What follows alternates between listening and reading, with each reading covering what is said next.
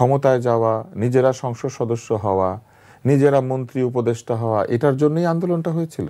যে এই সরকার কোনোভাবেই নিরপেক্ষ না, এই সরকার নিজেদেরকে এমপি বানানোর চেষ্টা করছে, নিজেদেরকে ফিউচার মন্ত্রী বানানোর চেষ্টা করছে। তাদের অধীনে সুষ্ঠু ভোট কিভাবে হবে? আপনি বসে আছেন উপদেষ্টার চেয়ারে, আপনি কি আপনার নির্বাচনের প্রার্থিতার কথা বলতে পারেন?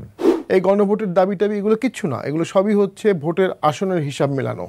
কি ঐকমত্য আনলেন যেখানে একটা দল সই করে না, আরেকটা দল শর্ত দিয়ে দেয়, আরেকটা দল বের হয়ে গিয়ে বলে আঙ্গুল বাঁকা করে ফেলবে? তারেক সাহেবের পার্টির নিবন্ধনটা খুব আবেগী বিষয়, জামাতের বিরুদ্ধে স্পষ্ট কথা বলেন। আমি মনে করি এটাই তার নিবন্ধন না পাওয়ার অন্যতম কারণ। অংশ নিতে স্টুডিওতে উপস্থিত আছেন জাতীয় পার্টির মহাসচিব ব্যারিস্টার শামীম হায়দার পাটোয়ারি, এবং আমাদের সঙ্গে আরও আছেন আব্দুল নূর তুষার, গণমাধ্যম ব্যক্তিত্ব। আলোচনার বিষয় নির্ধারিত হয়েছে দেশের সব সংকট নাটক। এ বিষয়ে কথা বলবো। শুরুতেই তুষার ভাই, আপনার কাছে একটু আসতে চাই। বিএনপির মহাসচিব মির্জা ফখরুল ইসলাম আলমগীর বলেছেন, দেশে যত সংকট দেখছেন সব তৈরি করা আর নাটক। এই যে গণভোট, জুলাই সনদ, তাহলে দলগুলোর মত দ্বিমত, এগুলো কি সেই নাটকের অংশ কিনা? আমার ধারণা একজন দায়িত্বশীল ব্যক্তি জনাব ফখরুল ইসলাম আলমগীর যেহেতু এটা বলেছেন, তার কাছে নিশ্চয়ই এটার উত্তর আছে। আমার কাছে যেটা মনে হয় যে এই নাটকের মধ্যে দিয়ে আমরা বহু বছর ধরে যাচ্ছি। আপনার নিশ্চয়ই মনে আছে জুলাই আন্দোলনের একটি বড় স্লোগান ছিল নাটক কম করো পিও। এটা একটা নাটক থেকেই তারা নিয়েছিল। এটা একটা মজার ব্যাপার, নাটক থেকেই সংলাপ নিয়ে নাটক করতে না করছে। বাংলাদেশের মানুষ নাটক পছন্দ করে, এবং পলিটিশিয়ান বলেন বা অন্যান্য যারা স্টেক হোল্ডার আছেন তারা এই নাট্যকলা বেশ পারদর্শী।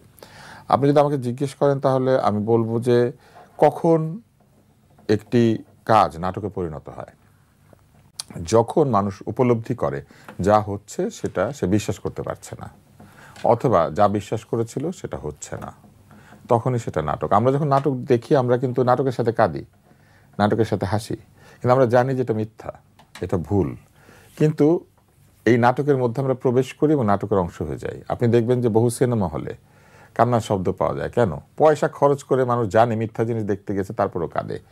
বাঙালির এই চিরন্তন বা সারা পৃথিবীর মানুষের এই চিরন্তন যে মনোদৈহিক প্রতিক্রিয়া, সেই প্রতিক্রিয়াকে ব্যবহার করেন কিছু বুদ্ধিমান লোক। এখন কেন নাটক বলা, যে পুরোটার মধ্যে ডিসকন্টেন্ট আছে সেটা তারা বললো না, কিন্তু তারা বললো সবই ঠিক আছে, কিন্তু তাদের আরও 3টা দাবি আছে। এই 3টা দাবি কি তারা এই ঐকমত্য কমিশনের ভেতর থেকে সলভ করে বেরোতে পারতো না? তারা সেটা করলো না। তারা বের হয়ে গিয়ে রাস্তায় শুরু করলো আন্দোলন, দাবি আমরা সই করব না। এবং ঐকমত্য কমিশন একটা নির্ধারিত তারিখে, যেদিন এটা সবাই সই করা অথবা না করার মধ্যে দিয়ে শেষ হয়ে যাওয়ার কথা, সেটা শেষ না করে সেটা দিন বাড়িয়ে দিল। পরিষ্কার মানুষ বুঝতে পারলো যে দিন বাড়িয়ে দেওয়ার পেছনে নিশ্চয়ই কোনো চাপ, অনুভূতি, আবদার, আবেদন কিছু একটা আছে। নির্বাচন কমিশন নিবন্ধন দিচ্ছে, সেখানে ডেস্টিনির যিনি অধিকর্তা, তার একটা দল যার বয়স মনে হয় কয়েক মাস মাত্র, তারা নিবন্ধন পেয়ে গেল। এবং শুধু পেয়েই গেল না, তার বিরুদ্ধে প্রমাণিত দুর্নীতি অভিযোগ আছে, তিনি শাস্তি পেয়েছেন। কিন্তু শাস্তি পাওয়ার পরেও কি তিনি গ্রাহকদের কোনো দায় পরিশোধ করেছেন? গ্রাহকদের দায় কি মাফ করে দিয়েছিল তার রায়ের মধ্যে? গ্রাহকরা যে তার কাছে টাকা পায়, টাকাকে তিনি আর কোনোদিন পরিশোধ করবেন না। জনগণের টাকা পরিশোধ না করে তিনি জনগণের কাছে ভোট চাইতে যাচ্ছেন।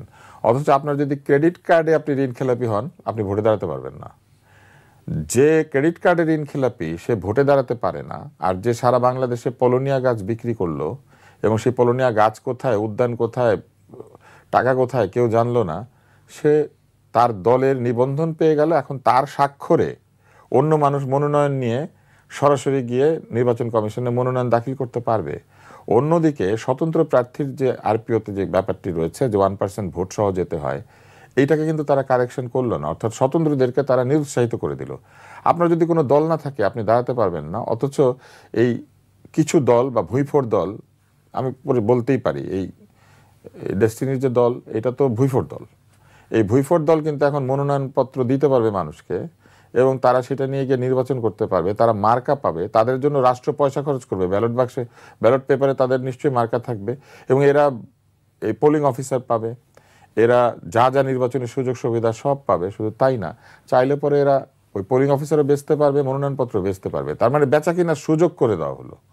আর ওইদিকে তারেক নামে একটি ছেলে, তার পয়সা করি কম, হয়তো সে অনেক শর্ত পূরণ করতে পারেনি অথবা পেরেছে, যেটাই হোক, তার বেলায় আন্দোলনের স্পিরিট কিন্তু দেখা হলো না। হ্যাঁ, নির্বাচন ইসি সচিব বলেছেন 522 ঘন্টা হলেও সম্ভব নয়, কিন্তু ডেস্টিনি মানে অভিযোগ আছে এবং খবর বের হয়েছে যে 2 কোটি টাকা এক ধরনের মানে টাকা দিয়ে অপ্রমাণিত কথা। তারেক পেল না, কেন পেল না বলেন তো? 200 অফিস চায়।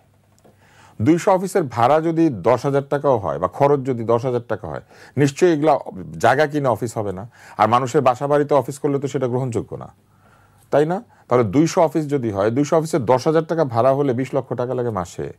আর ওইখানে চা পানি এটা সেটা বিদ্যুতের বিল, পানির বিল, এগুলো দিলে আরো 10,000 টাকা, 20,000 টাকা। বছরে 4,80,00,000 টাকা লাগে মিনিমাম।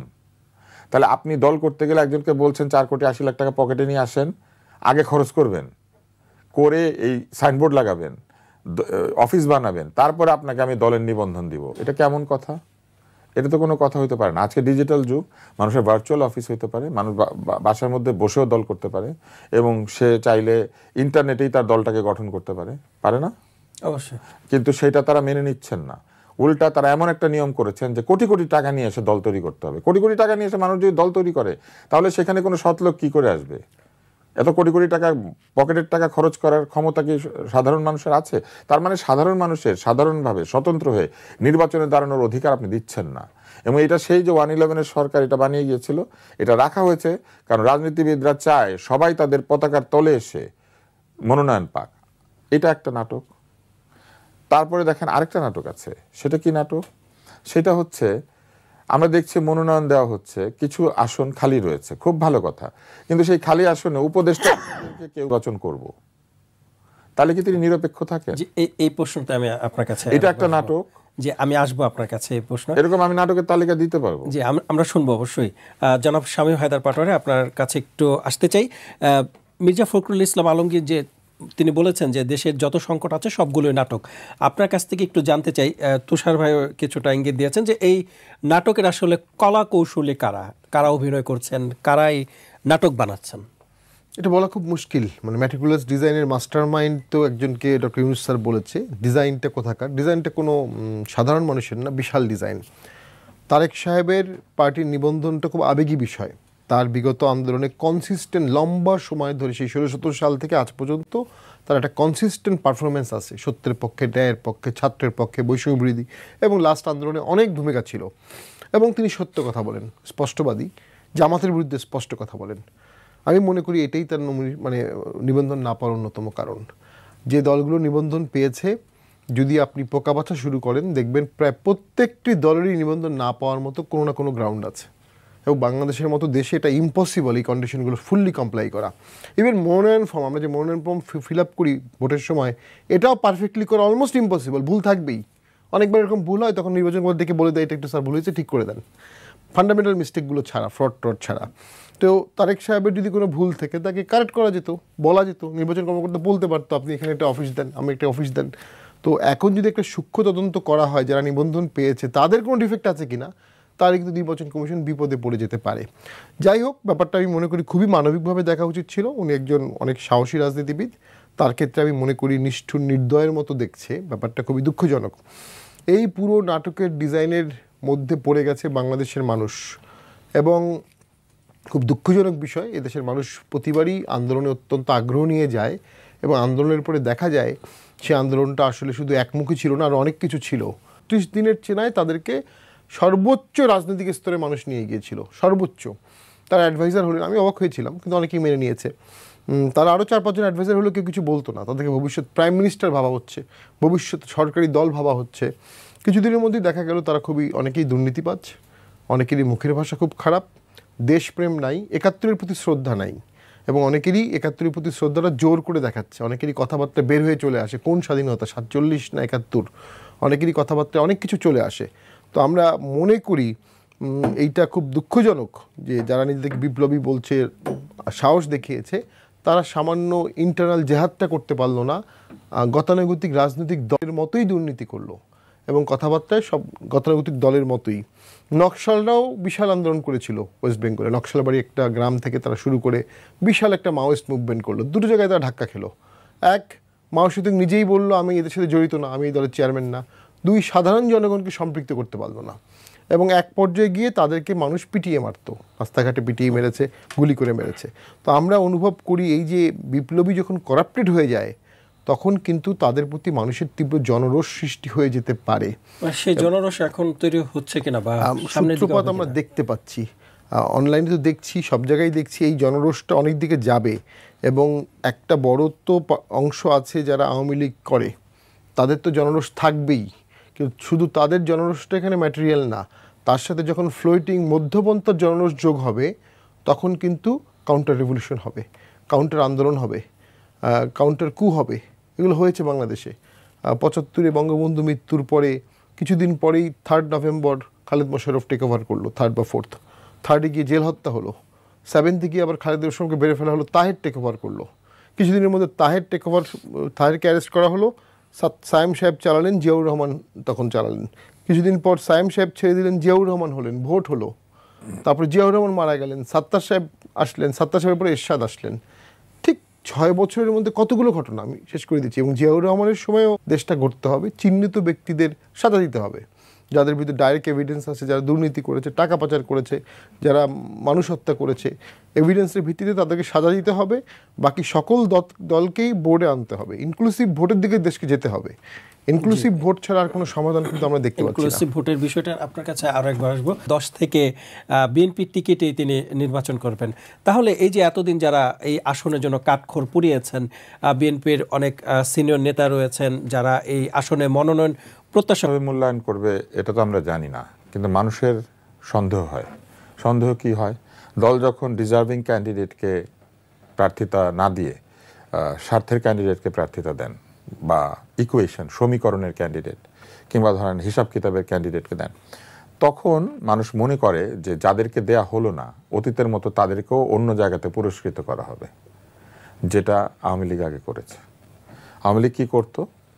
একদিকে তাদের একক নেতৃত্বের সিদ্ধান্ত অনুযায়ী মনোনয়ন দিত, অন্যদিকে যারা মনোনয়ন না পেয়ে নানান রকম কথাবার্তা বলতো তাদের কাউকে পদ্মা সেতুর কন্ট্রাক্ট, কাউকে বিদেশে পোস্টিং, কাউকে রাষ্ট্রদূত, কাউকে বিভিন্ন ব্যাংকের বোর্ডে পাঠিয়ে দেওয়া, কাউকে লুটপাট করার সুযোগ তৈরি করে দেওয়া, এগুলো তারা করে দিত।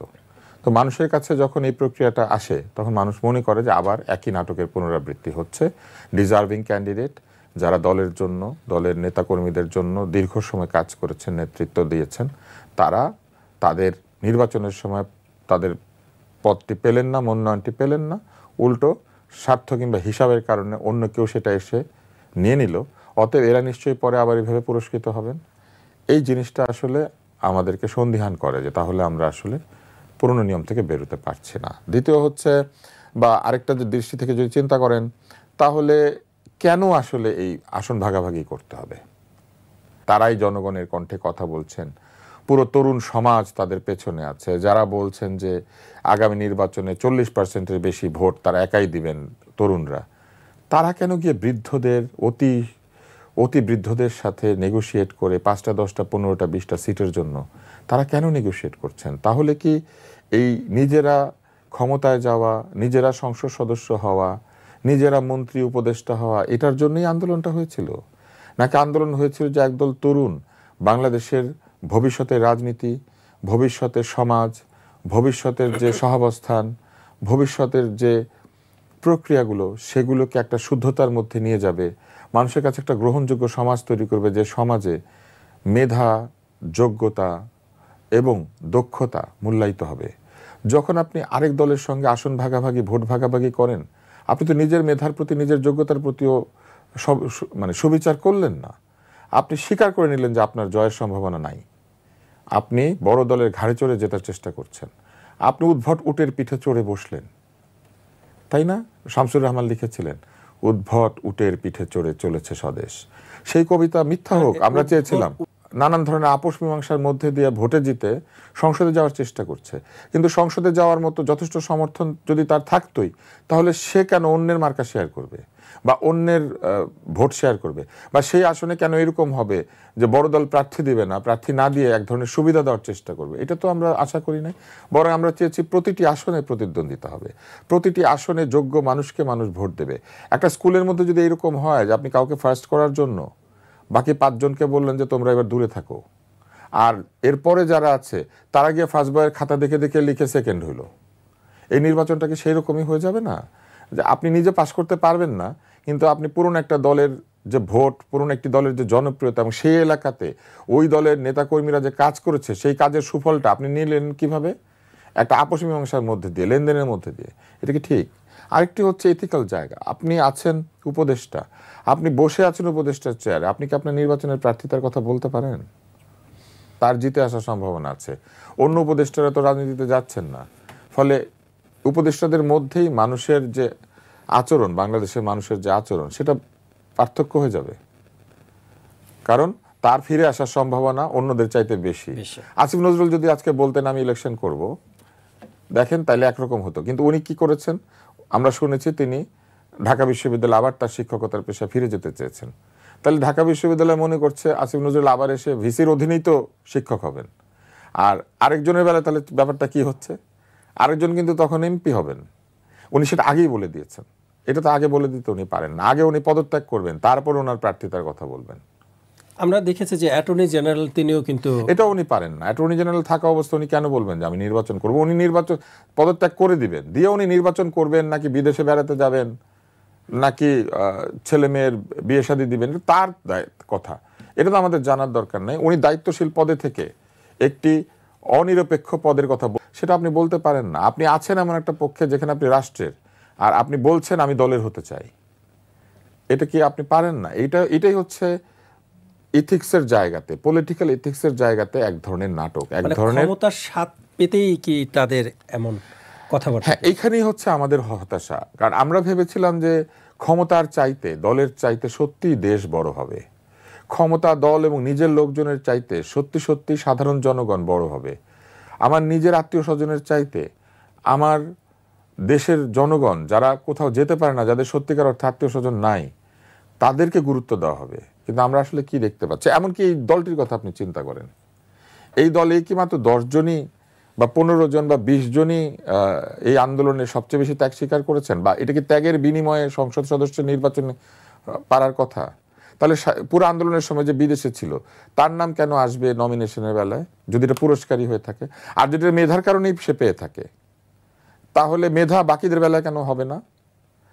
কারো বেলায় মেধা, কারো বেলায় কোটা, কারো বেলায় বিদেশে থাকলেও আপনি ঠিক আছেন, আন্দোলনে আছেন, আর কেউ দেশে থেকে প্রতিটি আন্দোলনে অংশ নিয়ে নির্বাচন কমিশনের সামনে অনশন করবে। কেন এই দ্বিমুখী আচরণ?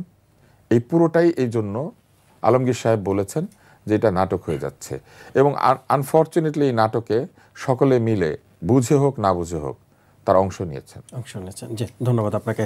জনাব শামীম হায়দার পাটোয়ারি, আপনার কাছে একটু আসতে চাই যে একজন সিটিং উপদেষ্টা, মানে যিনি এখনো দায়িত্বে আছেন, তিনি একটি ভোট করার কথা বলছেন। তার এই ভোট করার কথা দায়িত্বে থেকে প্রমাণ করে যে এই সরকার কোনোভাবেই নিরপেক্ষ না। এই সরকার, এটা প্রধান উপদেষ্টাও বলেছেন, আমার নিয়োগকর্তারা একটা দল করলেন, তা নিয়োগকর্তা যাকে নিয়োগ করেছে উনি ক্ষমতায় থাকা অবস্থায় একটি দল হয়ে গেল। তার মানে এটি পক্ষপাত দুষ্ট একটি সরকার। এটি স্বচ্ছ না, নিরপেক্ষ না, নির্দলীয় না, দলীয়। এই সরকার নিজেদেরকে এমপি বানানোর চেষ্টা করছে, নিজেদেরকে ফিউচার মন্ত্রী বানানোর চেষ্টা করছে।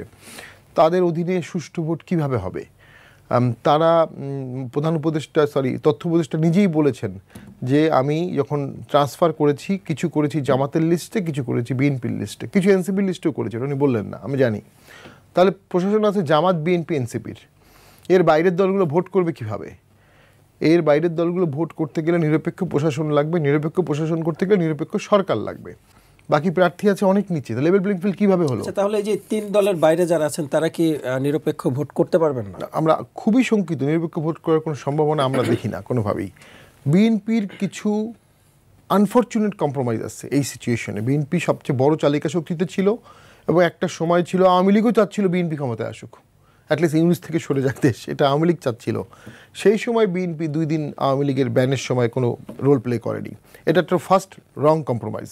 সেকেন্ড রং কম্প্রোমাইজ হচ্ছে ইউনুস স্যার গিয়ে তার ক্যারিশমার কারণে তারেক জিয়া সাহেব রাজি হলেন যে ডিসেম্বর থেকে ভোটটা চলে যাবে ফেব্রুয়ারিতে। ফেব্রুয়ারি থেকে গেলে এখন কোথায় যাবে? আবার ডিসেম্বরে চলে যাবে, কারণ ফেব্রুয়ারির পরে আপনার রোজা আছে, রোজার পরে কোরবানি ঈদ আছে, বর্ষা আছে, ভোটের কোনো পরিবেশ থাকবে না। এটা একটা রং কম্প্রোমাইজ।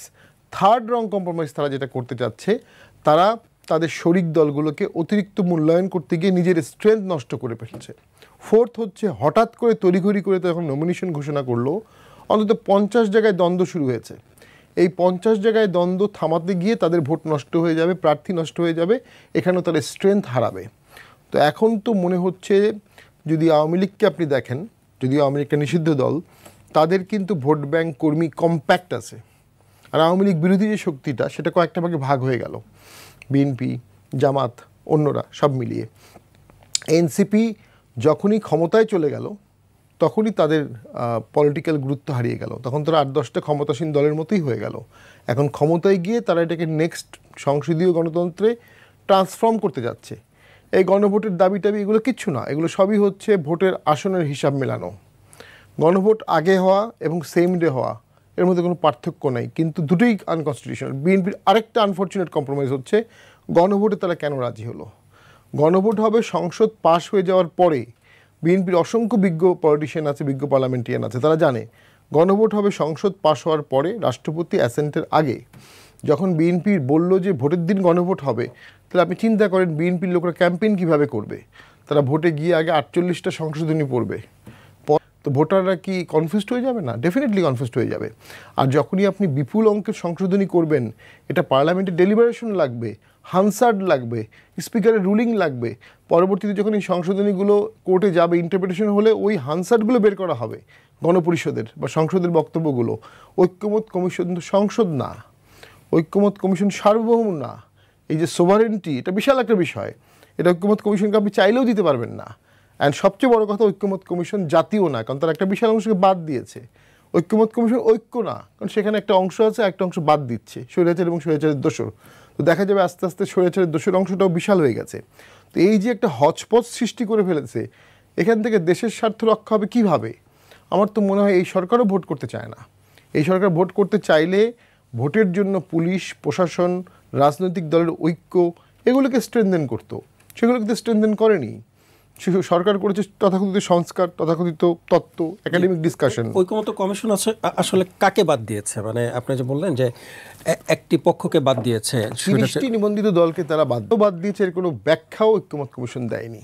আমরা দেখেছি এনসিপির নেতারা তারা বিভিন্ন সময় বিভিন্ন হুঙ্কার দিত, অমুক দলকে ডাকা যাবে না, অমুককে ডাকা যাবে না। মূলত আমরা ধরে নিতে পারি তাদের কারণেই এদেরকে ডাকা হয়নি। তো এই যে বাদ দিলেন, আপনি সংস্কার করলেন দেশের, সংস্কার করবেন দেশের সংবিধানের, আর দেশের মানুষের প্রতিনিধিত্বশালী একটা বড় অংশকে বাদ দিয়ে দিলেন। একটা ছোটো অংশকে তো আপনি বাদ দিতে পারবেন না, আপনাকে প্রসেসের মধ্যে তো ইনক্লুশন আনতে হবে। তো পুরো জিনিসটাই ফল্টি হয়ে গেল এবং অসাংবিধানিক হয়ে গেল। এখন আপনি বলতে পারেন বিপ্লব হয়েছে, আন্দোলন হয়েছে, সংবিধান তখন কোথায় ছিল? সংবিধানে হাত রেখেই তো সরকার শপথ নিয়েছে, বর্তমান সরকার। এবং এই সরকারের অধীনে যে কমিশনগুলো হবে তারা সবই সাংবিধানের আন্ডারেই কাজ করতে হবে। ধন্যবাদ আপনাকে। আশা দল নয়, তারা একটি বড় দল। যদি বড় দল হিসেবে বিএনপিও রাস্তায় নামে, তাহলে রাজপথের চেহারা বদলে যাবে। আবার শেখ হাসিনার মামলার রায় সম্ভাব্য একটা তারিখ আছে, সে তারিখ ঘিরেও নাশকতা ছক কষছে আওয়ামী লীগ। এই নভেম্বরে দেশে কি হতে যাচ্ছে? মানে নভেম্বরে কি দেশের রাজপথ অথবা দেশের রাজনীতি উত্তপ্ত হতে যাচ্ছে কিনা? এই ভবিষ্যৎবাণী করা আমার পক্ষে যত ব্যর্থ হয়, বক্তৃতাগুলি তত অস্বচ্ছ হয়ে যায়। যেমন ধরেন, মানুষ যখন বলে যে আমরা ভেসে আসি নাই, আমার তখন খুব মজা লাগে, এই জন্য যে পৃথিবীর সবচেয়ে বড় বড় জাহাজগুলি ভেসে আসে। তাহলে আপনি নিজেকে জাহাজের জায়গায় কল্পনা করছেন না, আপনি কল্পনা করছেন কোথায় জানেন? কচুরিপানার জায়গায়। এবং আপনি নিজেই বলছেন আমি কচুরিপানার মতো ভেসে আসি নাই, তার মানে আপনি জাহাজ। তো জাহাজ হলে বলেন যে আমি ভেসে এসেছি, আমি জাহাজ। সেটা আবার বলে না, আমি ভেসে আসি নাই। তো হেঁটে এসেছেন, দৌড়ে এসেছেন।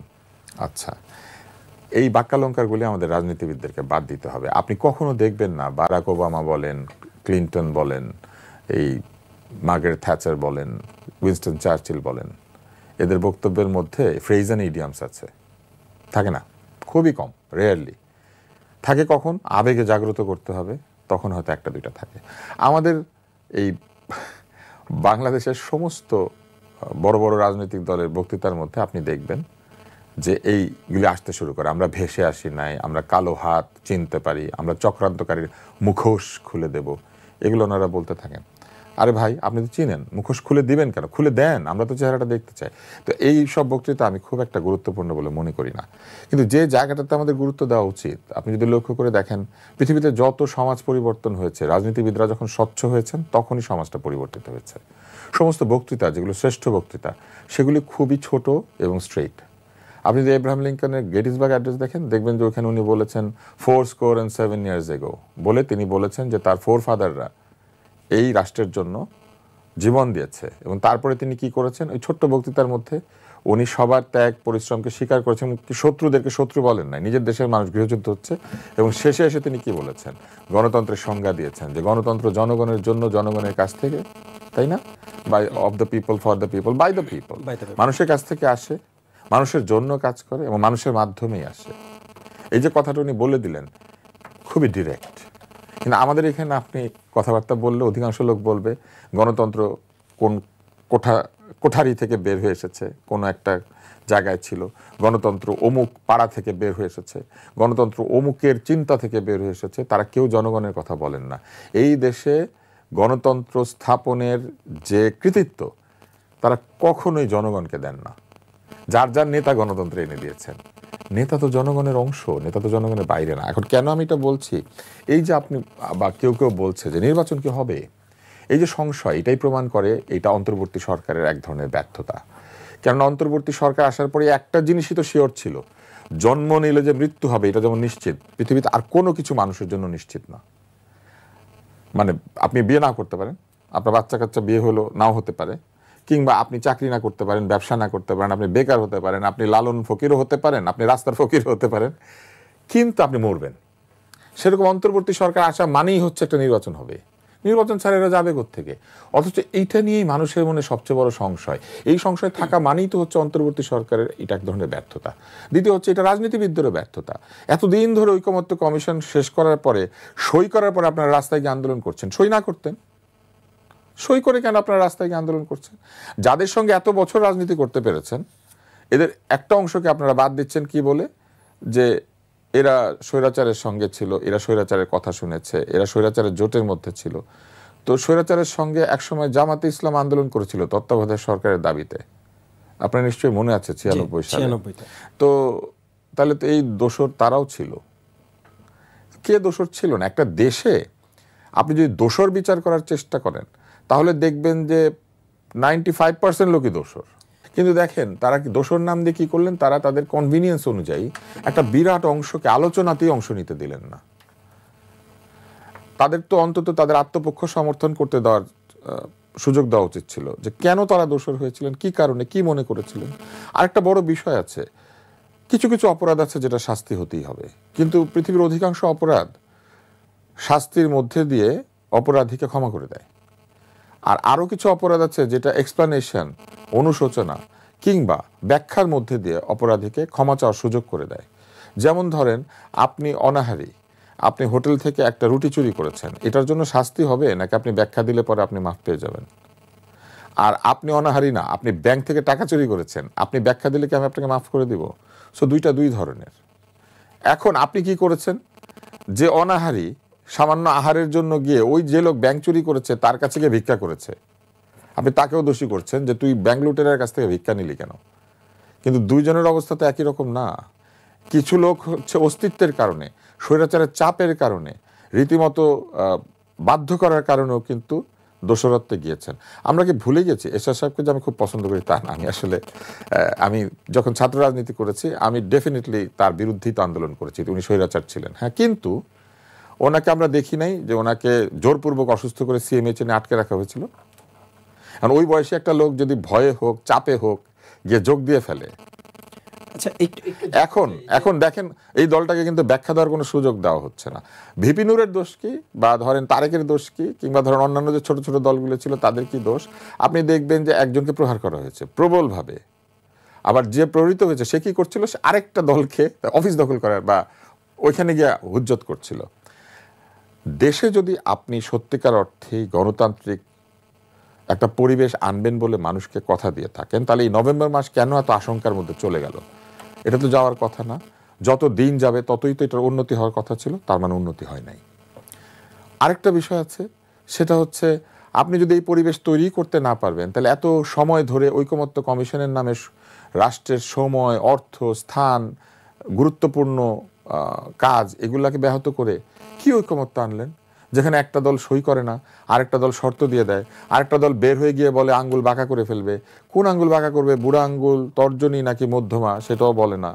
আবার তারা একই সাথে প্রার্থীও ঘোষণা করে দেয়, আবার তারা পিআরও চায়, আবার রাজপথেও থাকে, আবার তারা বলে যে তারা এই সরকারকে খুব সহায়তা করছে, আবার তারা এই যে উপদেষ্টা মাহফুজ আলম বলেছেন যে লিস্ট দেখে ট্রান্সফার, এরকম স্বাস্থ্য বিভাগে আপনি যাবেন লিস্ট দেখে ট্রান্সফার, তারা সেটা করেছেন। তার মানে এক ধরনের দলীয়করণের বিপরীতে নতুন দলীয়করণ করেছেন, মেধা এবং যোগ্যতাকে মূল্য দেন নাই।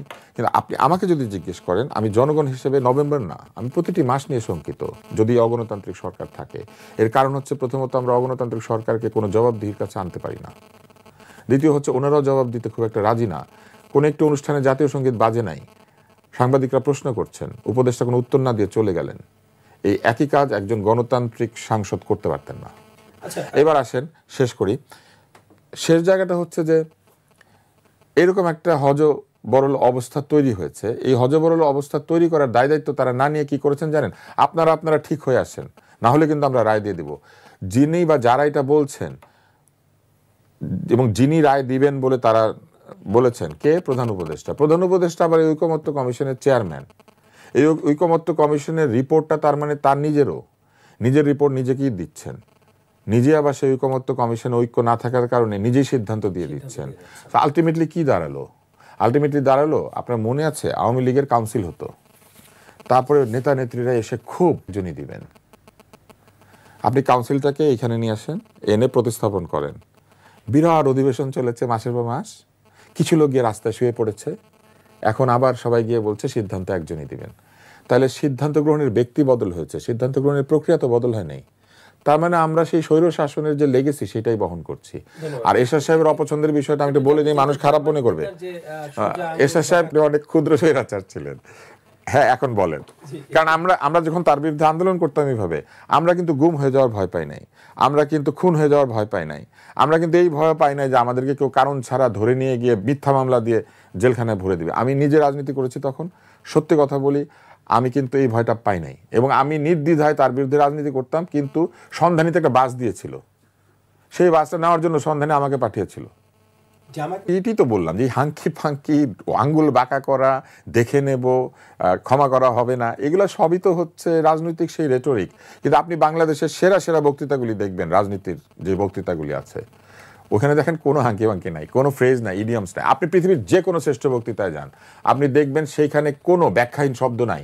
কারণ রাজনীতিবিদ যখন নিজের নৈতিকতার উপরে একদম স্থাপিত থাকেন, তিনি যদি কনভিকশন থাকে, তার যদি লক্ষ্য স্থির থাকে, রাজনীতিবিদকে এইসব আঙ্গুল বাঁকা করা, সোজা করা, মুখোশ খোলা, মুখোশ বন্ধ করা, হাত বাঁকা করা, কিংবা কি বলে হাত গুড়িয়ে দেওয়া হবে, ষড়যন্ত্রের কালো হাত গুড়িয়ে দেওয়া হবে।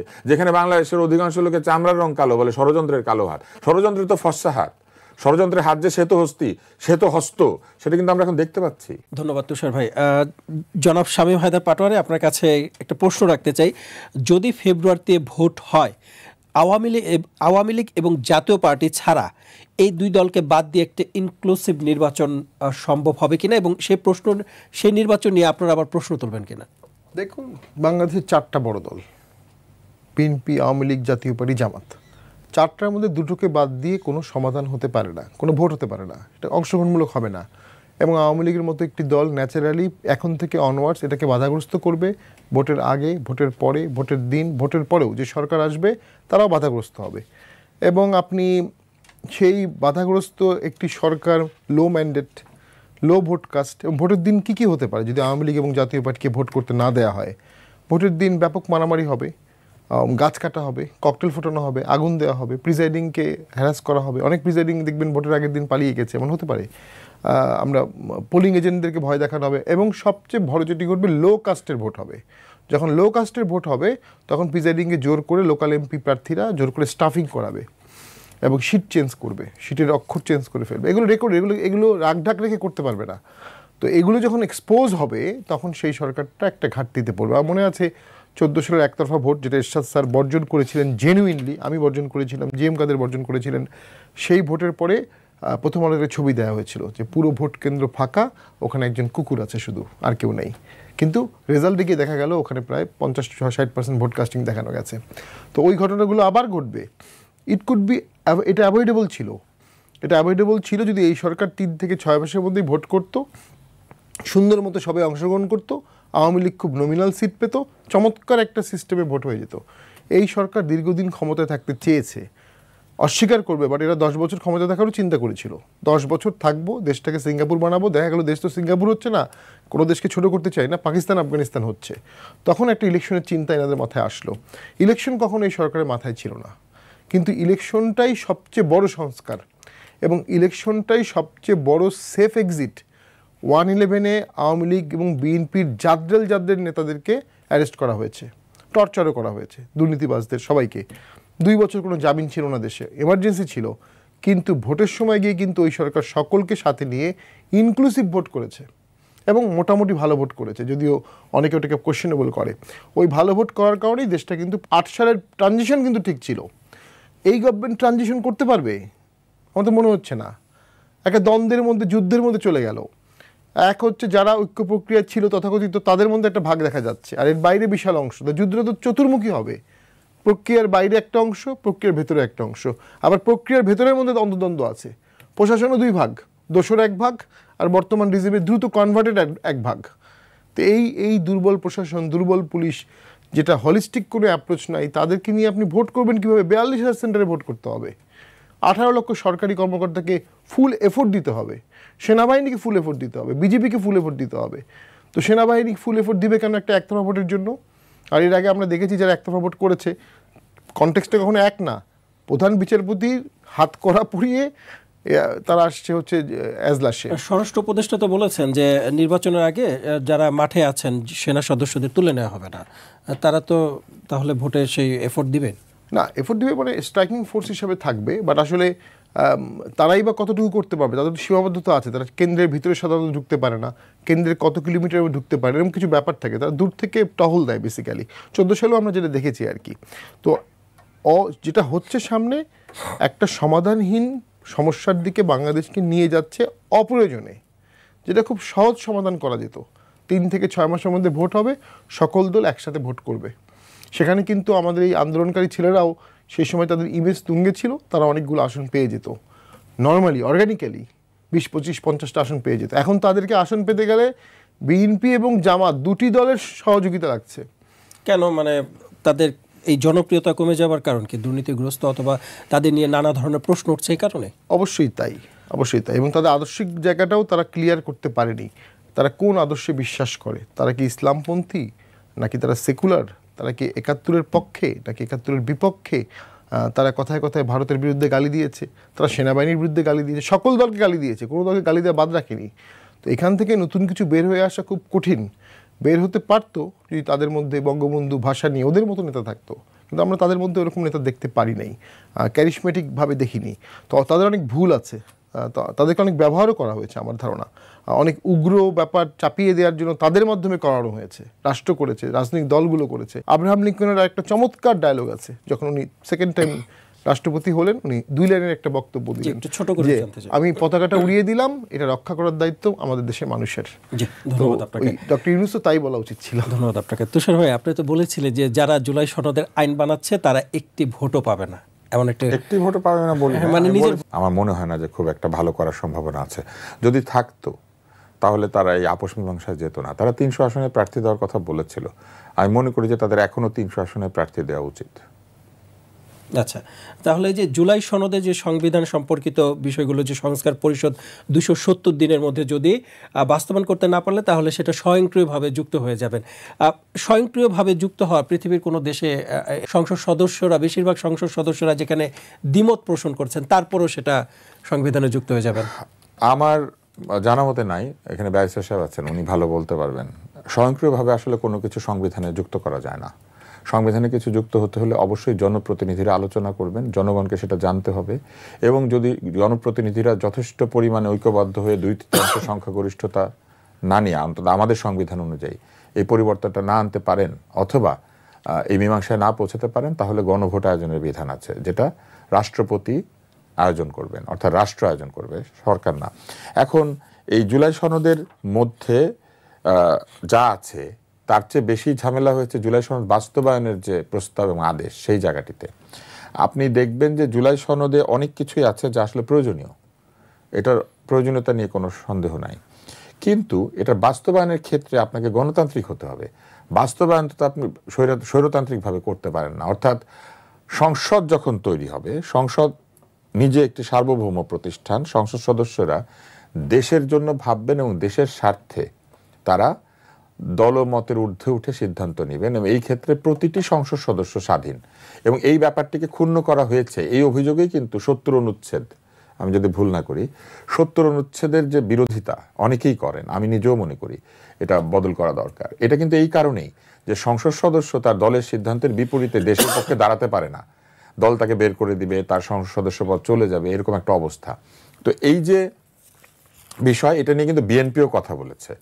তারা বলেছে যে অর্থ বিল এবং আরেকটি বিষয় ছাড়া বাকি বিষয়গুলি তারা ৭০ অনুচ্ছেদ চায় না, শুধু এই দুইটা জায়গাতে তারা চায় যে দলের বিপরীতে যাওয়া যাবে না, ওরাও করে। এবং প্রতিটি দল এই ঐকমত্য কমিশনের যে সনদ, সেইখানে যার যার মতো করে মতামত দিয়েছে, তারা কনসেন্ট দিয়েছে অর্থাৎ সম্মতি, এবং ডিসেন্ট দিয়েছে অসম্মতি।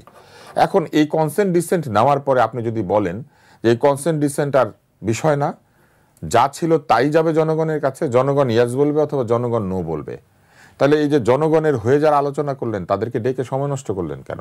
আপনারা এটা লিখে ফেলতেন, পুরোটাই সরাসরি গণভোটে দিয়ে দিতেন, কিন্তু সেটাও দিতে পারছেন না, কারণ এই গণভোট সংবিধান অনুযায়ী বৈধ না। তাহলে কি করা হয়েছে? দলগুলিকে ডেকে নিয়ে যাওয়া হয়েছে যে আপনাদের মতামত আমরা শুনবো, তারপরে মতামত নেওয়া হয়েছে। সেটা নেওয়ার সময় অর্ধেকের বেশি নিবন্ধিত দলকে বাইরে রাখা হয়েছে, অনিবন্ধিত দলকে আলোচনা করতে দেওয়া হয়েছে, তারপরে অনিবন্ধিত দলটি সই করে নাই, তাদের মতামতের ভিত্তিতে আবার এই সনদের স্বাক্ষরের তারিখকে বাড়িয়ে দেওয়া হয়েছে এবং কিছু পরিবর্তন আনা হয়েছে। এবং সবকিছু করার পরে তারা কি করছেন? দলগুলিকে ডেকে এনে সিস্টেমের মধ্যে ঢুকিয়ে ফেলে সম্মত অসম্মতি নিয়ে ফেলার পরে স্বাক্ষর দানে এক ধরনের বাধ্যতামূলক জায়গায় নিয়ে গিয়ে সবাই স্বাক্ষর করে দেওয়ার পরে তারা কি করেছেন? তারা বলছেন আপনাদের স্বাক্ষর অস্বাক্ষরে কিচ্ছু আসা যায় না, আমরা এটা গণভোটে দিয়ে দিব, আপনি মানেন নাই তো কি হচ্ছে, জনগণ মেনে নিবে অথবা নিবে না। তাহলে তো এই প্রসেসের দরকার ছিল না। আরেকটা কাজ তারা করেছেন, এখন আপনারা হলো মানলেন, গণভোটেও জনগণ হ্যাঁ দিয়ে দিল, দিয়ে দেওয়ার পরে কি হবে? এই সংসদ কনস্টিটিউয়েন্ট অ্যাসেম্বলিও হবে, অর্থাৎ সংবিধান পরিবর্তন বা নতুনভাবে লিখন বা এই ক্ষমতা নিয়েও আসবে। আবার এই সংসদ এমনিতে যে এই আইনটা নিজে নিজে বা এই ধারাটা সংবিধানে নিজে নিজে যুক্ত হয়ে যাবে, এটা সংসদ তো পারবে না, সংসদ সদস্যও পারবে না, রাষ্ট্রপতিও পারবে না, এটা কেউ পারবে না বাংলাদেশে। কেন পারবে না?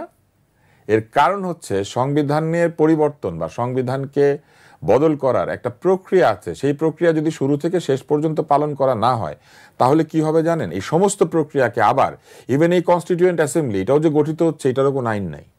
ফলে এই সব কিছুকে আবার বৈধতা দিবে কে? ওই একই ব্যক্তি গিয়ে ওই সংসদের সদস্য হিসেবে 2/3 সংখ্যাগরিষ্ঠতা দিয়ে কনস্টিটিউয়েন্ট অ্যাসেম্বলি করেছেন, গণভোট করেছেন, করে ওখানে যা যা করেছেন, করে আপনি আবার গিয়ে নিজের কাজকে নিজে বৈধ করছেন।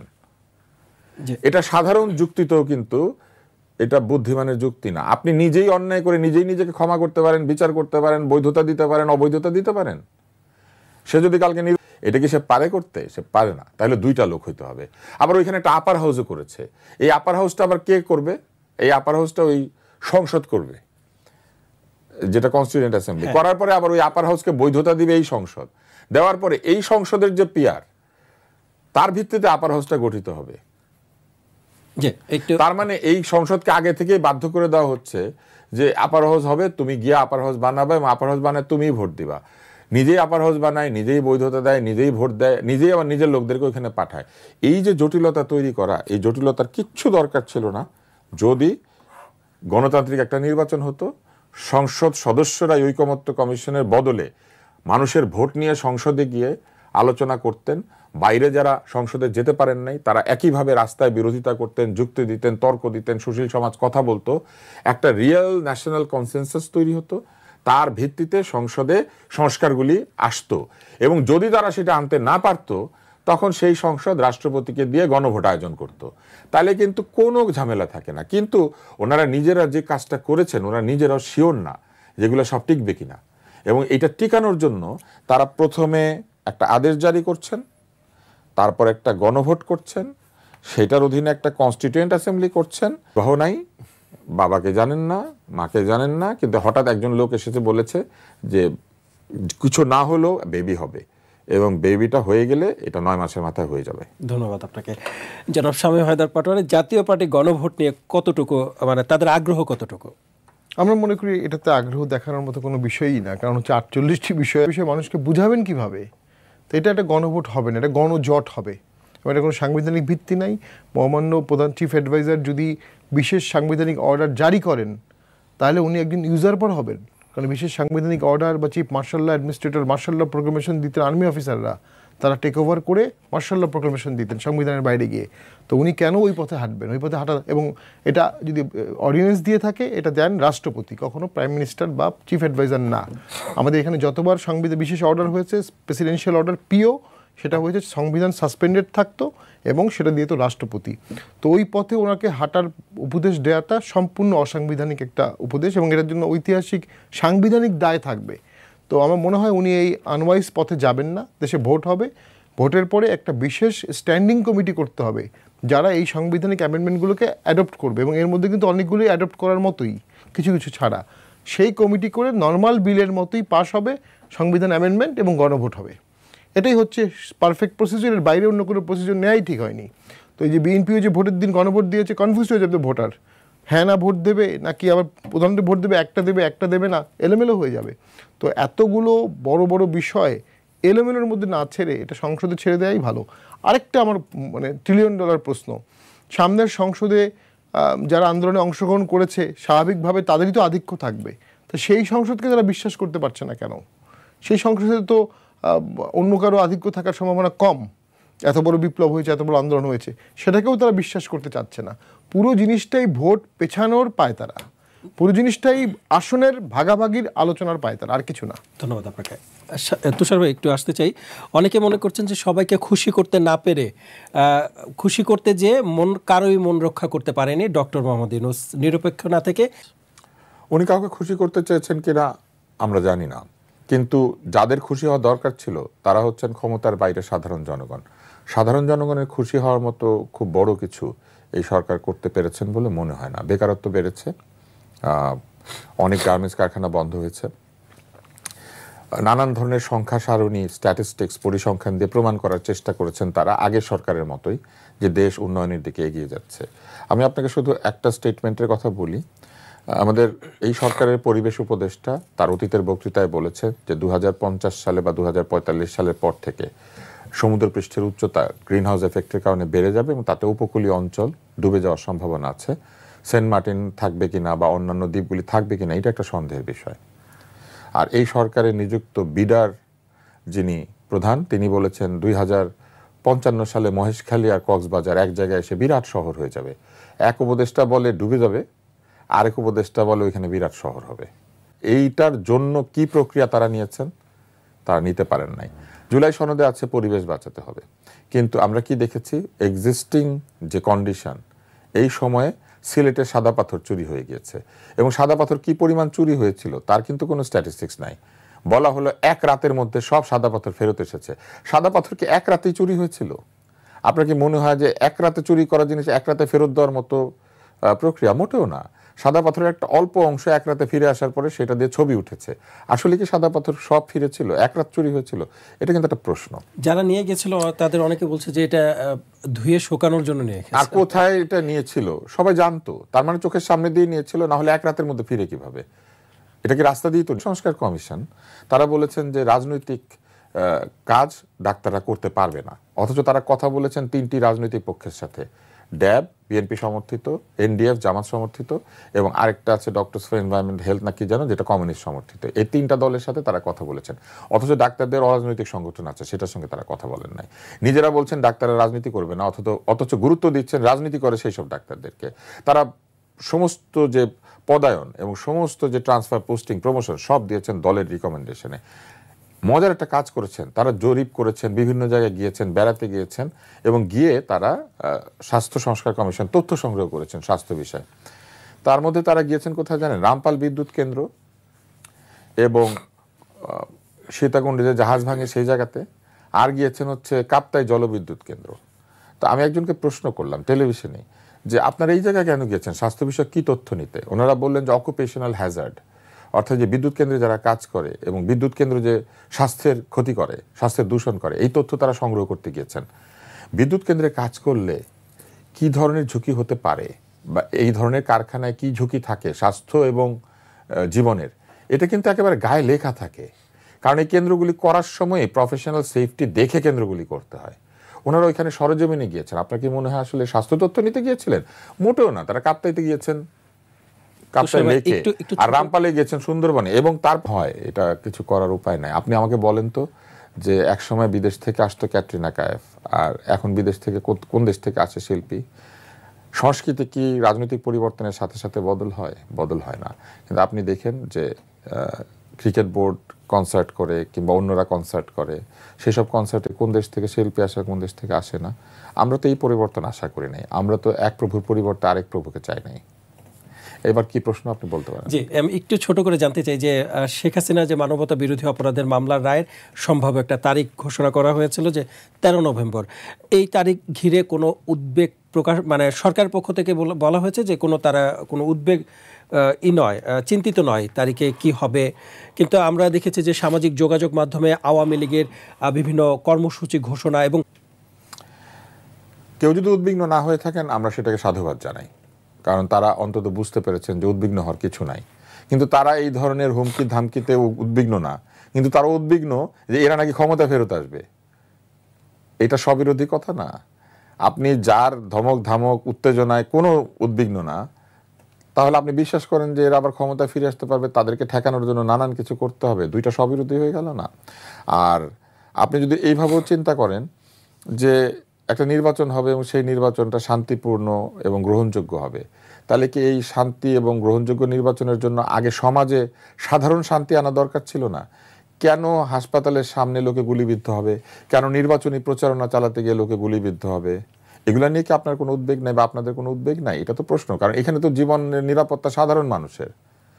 আরেকটা মজার বিষয় দেখেন, আজকে আমি পত্রিকাতে দেখেছি একটা তদন্ত রিপোর্ট বের হয়েছে যেখানে গোপালগঞ্জে যে সহিংসতা সেটার জন্য এনসিপি এবং গোপালগঞ্জের অন্যান্য যারা পক্ষ, আওয়ামী লীগ সহ এদেরকে দায়ী করা হয়েছে, বা এরকম একটা নিউজ এসেছে, আমি জানি না সত্য কিনা। তাহলে দুই পক্ষই অন্যায় করেছে, তাহলে এক পক্ষকে সরকার চড়াও হলো, আরেক পক্ষকে নিরাপদে নিয়ে আসলো, তাহলে তো সরকার নিরপেক্ষ আচরণ করলো না। এক পক্ষকে জেলে ভরলো, আরেক পক্ষকে কিছুই বললো না। এটা কি নিরপেক্ষ আচরণ হলো? যদি তদন্ত রিপোর্টে এটাই হয় যে দুই পক্ষই দায়ী আছে, দুই পক্ষেরই দায় দায়িত্ব আছে, তাইলে ব্যবস্থা কি দুই পক্ষের বিরুদ্ধে হওয়ার কথা ছিল না? এগুলার মধ্যে দিয়েই এই সরকার যে নিরপেক্ষ আচরণ করে না সেটা তারা বিভিন্ন সময়ে করেছে। এবং আরো মজার ব্যাপার দেখবেন যে তারা খালি ফুটবল খেলে। বোর্ডের নির্বাচন অগণতান্ত্রিক হয়েছে, এটা নিয়ে কথাবার্তা হয়েছে। সাধারণ একটা ক্রিকেট বোর্ডের নির্বাচন, সাধারণ একটা ফুটবল ফেডারেশনের নির্বাচন, একটা সিটি কর্পোরেশনের মেয়র নিয়োগ, এসব কোনো জায়গাতে গণতান্ত্রিকতার কোনো লক্ষণ আমরা দেখতে পাই না। এটা আমাদেরকে আহত করেছে। ধন্যবাদ আপনাকে। অনুষ্ঠানের শেষ পর্যায়ে আপনার কাছে আরেকবার আসবো।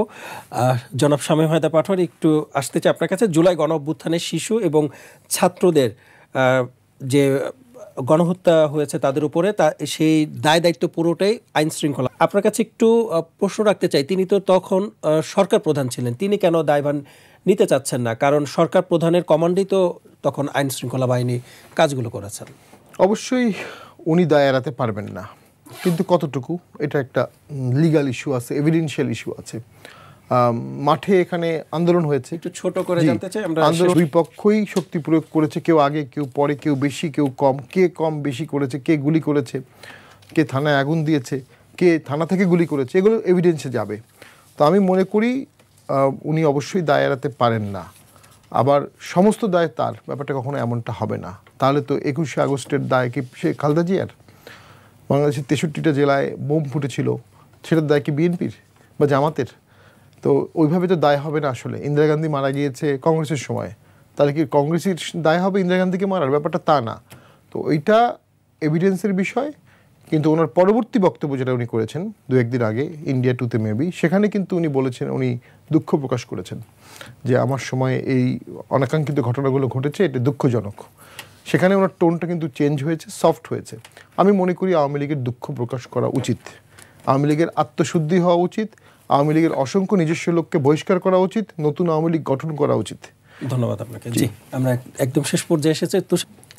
পারিবারিক সিদ্ধান্ত আটকে থাকতে পারে অনেকের, বিশেষ করে যারা রাজনীতি করেন তাদের তো থাকতে পারে। আমি যেহেতু রাজনীতি করি না, পারিবারিক সিদ্ধান্ত ওইভাবে নির্বাচনের কারণে আটকে যায় না, কিন্তু কিছু কিছু সিদ্ধান্ত ক্ষতিগ্রস্ত হয়। যেমন ধরেন, বহু মানুষ বসে আছেন যে নির্বাচনের পরে শেয়ার মার্কেটের হয়তো একটা পরিবর্তন আসবে, এখন তারা তো শেয়ার বিক্রি করতে পারছেন না। এটাকে যদি আপনি পারিবারিক সিদ্ধান্ত মনে করেন, বা শেয়ার কিনতেও পারছেন না, ফলে শেয়ার মার্কেটে ধস নেমে এই অবস্থায় আছে, এটার অতীতের দায় যদি আওয়ামী লীগকে আমরা দেই, সালমান এফ রহমানকে দেই, তাহলে এখন যে শেয়ার মার্কেটের এই করুণ অবস্থা, এটার দায়ও তাহলে কাকে নিতে হবে? তারা তো নতুনভাবে শেয়ার মার্কেট রিফর্ম করবেন এই কথা বলে সেখানে লোক দিয়েছিলেন। তারপরে ব্যাংকগুলি ঋণ দিতে পারছে না, এবং একাধিক ব্যাংকে একীভূত করে বলা হয়েছে যে এদের শেয়ার নেগেটিভ। শেয়ার মার্কেটের যে শেয়ার, এটা স্পেকুলেটিভ সবসময়। ক্রেতা ঠিক করে শেয়ারের মূল্য কত। কেউ যদি গিয়ে চিন্তা করে যে আমি এই শেয়ারটা 100 টাকা দিয়ে কিনবো, 2 টাকার শেয়ার কিনতে পারে, কিন্তু কারণ সে তো শেয়ার মার্কেটে স্পেকুলেট করে 2 বছর পরের দাম, 5 বছর পরের দাম। কিন্তু দায়িত্বশীল ব্যক্তি যদি বলে দেন যে এই ব্যাংকগুলির শেয়ার নেগেটিভ, তার মানে উনি কিন্তু নিজে শেয়ার মার্কেটের ক্ষতি করলেন। এই কাজ তো উনি করতে পারেন না, এটা তারা করেছেন। কেউ যদি বলেন ব্যাংকের লাল বাতি জ্বলবে, এটা যদি আগেই বলে দেন, তাহলে তো মানুষ এমনিতেই গিয়ে ওই ব্যাংক রান করবে, ব্যাংকের থেকে টাকা তুলে নেবে। ফলে এই যে ঘটনাগুলি, এগুলি মানুষের পারিবারিক কাজকে বিঘ্নিত করেছে। কিভাবে? যে মেয়ের বিয়ে দিবে, ব্যাংক থেকে টাকা পাচ্ছে না, মেয়ের বিয়ের টাকা কই পাবে? ব্যাংক কি মেয়ের বিয়ের জন্য লোন দেয়? দেয় না। গনিমে একজন কৃষক, সে মেয়ের বিয়ের জন্য লোন পেত, কিন্তু এই কৃষক তো লোন পায় না। কিন্তু বাংলাদেশে কৃষকদেরকে লোন দেওয়ার প্রতিষ্ঠান আছে, সেই প্রতিষ্ঠান এখনো লোন দিতে পারে, তাদের টাকার কোনো অভাব নেই।